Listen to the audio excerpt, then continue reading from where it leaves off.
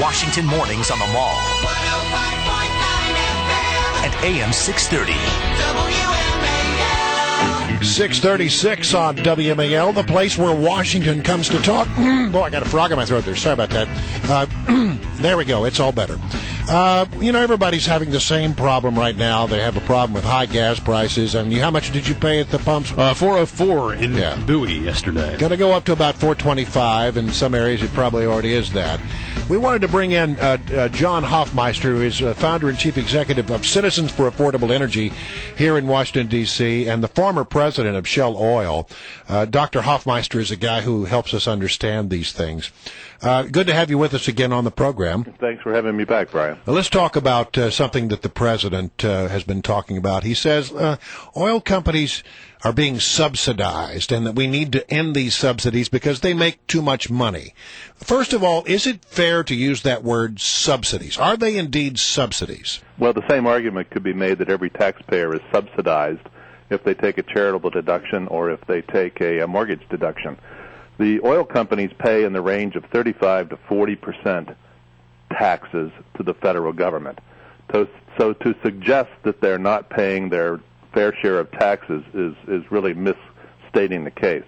Yes, there are built into the tax code certain deductions for expenses that have been designed over the last 90 years to encourage drilling through good times and through bad times. That's where these deductions came in, to keep drillers drilling even when the oil price might be $10 a barrel, which it was last 1998. All right, so here's where I have a problem. I'm having a problem understanding this. If the problem right now is that we have a lack of supply, and that's why our prices are up, if you take away these incentives, these tax deductions for oil companies, how is that going to solve the problem? Well, it's not. That's part of the conversation that's taking place. There is a vilification going on by the White House of the oil companies because you're not going to see too many campaign contributions coming into the re-election campaign from oil companies after they've been bashed and battered ever since the 2008 campaign, and ever since they've had to contend with a hostile administration when it comes to permits and when it comes to opening up new sites, new sources for oil in this country. That's been an ongoing saga, and we're paying at the pump because this administration, just like the Bush administration before it, took no interest, had no plan for expanding oil production on federal lands, offshore territories in our oceans, and so we are forced to continue to import too much oil. Well, let me play devil's advocate, because some would say, well, those oil companies, man, they make so much money. There is so much profit in that. Is that true? At high oil prices, there is a lot of profitability, but then look at what do they do with those profits. The major oil companies have announced $30 billion capital plans by company. So Exxon, Shell, Chevron, etc., BP, they're spending in excess of $25 to $35 billion in capital expenditure every year. Are they perfect? No, they're not perfect, and I wish they would do a much better job of public relations and a much better job of customer service. I'm sure all your listeners would love to have better customer service from the oil companies. So they deserve a bit of criticism because they seem to be uncaring when in fact their real way they demonstrate how much they care is how much they spend on new oil finds. Right. All right. If President Obama made you the czar of gas prices today, what would you suggest to him is the best way to immediately try and get gas prices down in the short term and then obviously have a long-term policy? What would you tell him? Announce a comprehensive bona fide plan that covers the short, the medium, and the long-term future for this country's oil production. For example, we used to produce 10 million barrels in this country per day.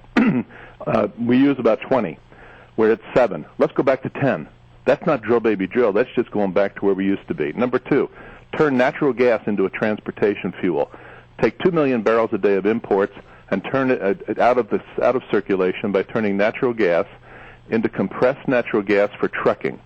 Number 3, take about 3 million barrels of imports off the table by turning more natural gas into methanol used in flex fuel vehicles. Now we're at 15 million barrels a day out of our 20 million barrel a day demand, And third, let's do that Keystone Pipeline. Let's work with Mexico to get 2 to 3 million barrels a day of imports from our next-door neighbors. And fifth, let's just keep going on the journey of higher mileage vehicles and driving less. That gets us to the 20. We can do this. We can be independent of OPEC and tell them to take a hike if we had a plan. So I would simply announce, this is the plan. I'd put Congress to the test. I'd put everybody to the test to say, let's fix this. We've been talking about it since Nixon was president. It's time to get on with it. I would think that the president would be okay with natural gas. He doesn't seem to embrace it as much as other people do. It was October 2011 when he finally said, after nearly 3 years in office, we need to promote natural gas. Took that long. But yes, he seems to be behind it now. All right, so now you have these policies that are in place, and many people say that our high gas prices are a result of the Obama energy policies when it comes to oil. And now it appears they're coming after coal and writing new rules that make it difficult to build new coal-fired plants, and maybe long-term coming after the existing coal-fired plants. What's going to be the end result of all that? Well, the coal industry is going to have a real serious problem recovering from this administration, whether it's a 4-year or an 8-year term. There have been parts of East Kentucky and West Virginia that haven't seen a new coal mine permit in the last 3.5 years. The effort by the EPA to stop the interstate emissions movement through the CASPER regulation is a way of shutting down existing coal plants, and we've seen the proposed new regulations on you must have carbon capture and sequestration if you're going to build a new coal plant. This administration has, one way or another, announced the death of the coal-fired power plant for electricity. Now, that's half of the nation's electricity, keep in mind. So how are we going to replace half of the nation's electricity production over the next number of years? Well, this administration won't be in office forever, and I do believe in clean coal technology. I do believe in carbon capture and sequestration. Maybe this will be an opportunity to get on with it and make it happen as it's happening in some other parts of the world. But in the meantime, the coal industry is going to suffer mightily. All right. People are paying $4 a gallon for gasoline here in the D.C. region, more in some places. I think nation average is close to $4 a gallon.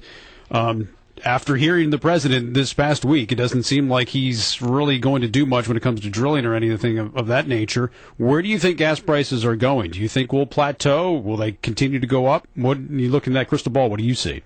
Well, about 15 months ago, I predicted $5 by the third quarter of 2012, and I'm sticking with that prediction. I think based on all the goes-ins and goes-outs of oil production, coupled with geopolitical uncertainty, and now with taking Iran's oil off the market, I could see that we're on pathway to have most prices across the country pretty close to $5 a gallon, given that we failed during the Bush years and during this administration's years to take a serious effort to move domestic energy production forward.